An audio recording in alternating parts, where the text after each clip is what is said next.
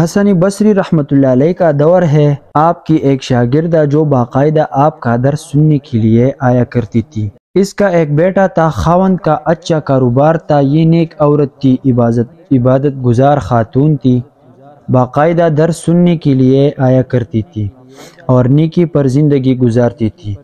اس بیچاری کا خاوند جوانی میں چل بسا۔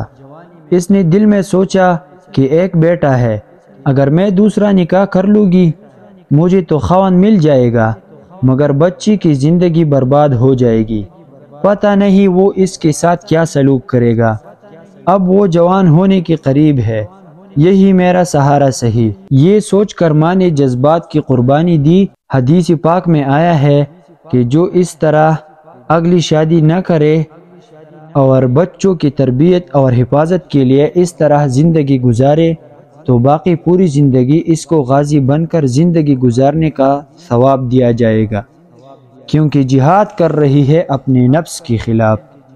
لہٰذا وہ ماں گھر میں بچے کا پورا خیال رکھتی تھی، لیکن یہ بچہ جب گھر سے باہر نکل جاتا تو ماں سے نگرانی نہ ہو پاتی۔ اب اس کے پاس مال کی بھی کمی نہیں تھی، چنانچہ وہ بچہ بری صحبت میں گرفتار ہو گیا۔ ماں برابر سمجھاتی لیکن بچہ پر کوئی اثر نہ ہوتا۔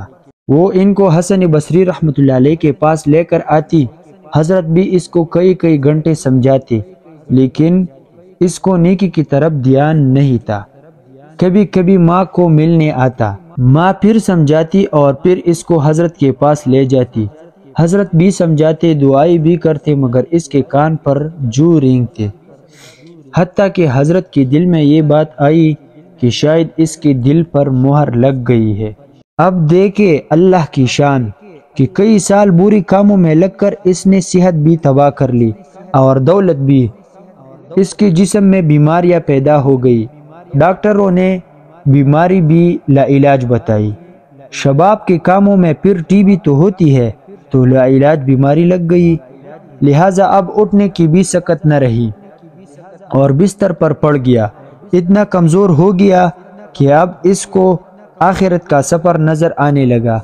ماں پھر پاس بیٹھتی ہوئی محبت سے سمجھا رہی ہے، میرے بیٹے تو نے جو زندگی کا حشر کر لیا ہے وہ تو کر لیا، اب بھی وقت ہے تو معافی مانگ لے، توبہ کر لے، اللہ تعالیٰ گناہوں کو معاف کرنے والا ہے۔ جب ماں نے پھر پیار و محبت سے سمجھایا، پھر اس کے دل پر کچھ اثر ہوا، کہنے لگا کہ ماں میں کیسی توبہ کروں، میں نے تو بہت بڑے گناہ کی ہے۔ ماں نے کہا بیٹا حضرت سے پوچھ لیتے ہیں۔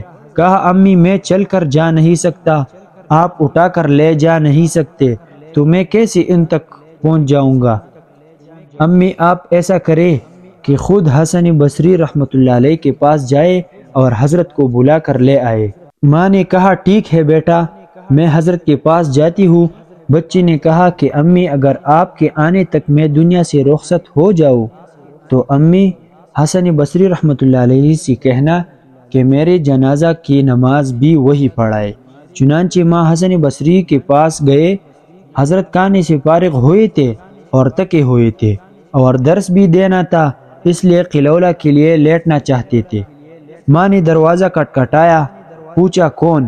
عرض کیا حضرت آپ کے شاگردہ ہو، میرا بچہ اب آخری حالت میں ہے، وہ توبہ کرنا چاہتا ہے، آپ گھر تشریف لے چلے اور میرے بچے کو توبہ کرا دے۔ حضرت نے سوچا کہ اب پھر وہ اس کو دھوکہ دے رہا ہے، پھر وہ اس کا وقت ضائع کرے گا اور اپنا بھی کرے گا۔ سالوں گزر گئے، اب تک تو کوئی بات اثر نہ کر سکی، اب کیا کرے گی؟ کہنے لگے میں اپنا وقت کیوں ضائع کروں، میں نہیں آتا۔ ماں نے کہا حضرت اس نے تو یہ بھی کہا ہے کہ اگر میرا انتقال ہو جائے تو میرا جنازہ حسن بصری پڑھائے۔ تو حسن بصری رحمۃ اللہ علیہ نے فرمایا کہ اس نے تو کبھی نماز نہیں پڑھی، لہٰذا میں جنازہ بھی نہیں پڑھاؤں گا اور نہ پڑھوں گا۔ اب وہ شاگردہ تھی، ایک طرف بیٹا بیمار، دوسری طرف سے حضرت کا انکار، اس کا غم تو دگنا ہو گیا تھا۔ وہ بیچاری آنکھوں میں آنسو لے ہوئے اپنے گھر واپس آئی۔ بچے نے ماں کو زار و قطار روتا ہوا دیکھا، اب اس کا دل اور موم ہو گیا۔ کہنے لگا امی آپ کیوں اتنا زار و قطار سے رو رہی ہے؟ ماں نے کہا بیٹا ایک تیری یہ حالت ہے اور دوسری طرف حضرت نے تیرے پاس آنے سے انکار کر دیا، تو اتنا برا کیوں ہے کہ وہ تیرے جنازہ کی نماز بھی پڑھنا نہیں چاہتے۔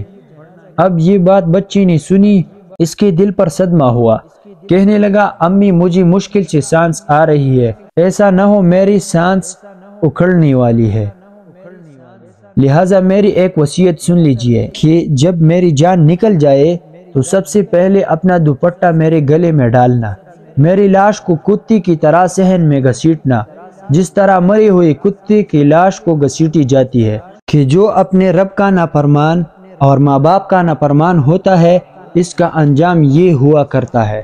اور امی مجھے قبرستان میں دفن نہ کرنا، اس صحن میں دفن کر دینا، ایسا نہ ہو کہ میری گناہوں کی وجہ سے قبرستان کے مردوں کو تکلیف پہنچے۔ جس وقت نوجوان نے ٹوٹے دل سے عاجزی کی یہ بات کہی تو پروردگار کو اس کی یہ بات اچھی لگی، روح قبض ہو گئی، ابھی روح نکلی ہی تھی اور ماں اس کی آنکھیں بند کر رہی تھی کہ باہر سے دروازہ کٹکھٹایا جاتا ہے۔ عورت نے اندر سے پوچھا من دق الباب، کون ہے جس نے دروازہ کٹکھٹایا؟ جواب آیا میں حسن بصری ہوں۔ کہا حضرت آپ کیسے؟ فرمایا جب میں نے تمہیں جواب دے دیا اور میں سو گیا تو خواب میں اللہ رب العزت کا دیدار نصیب ہوا۔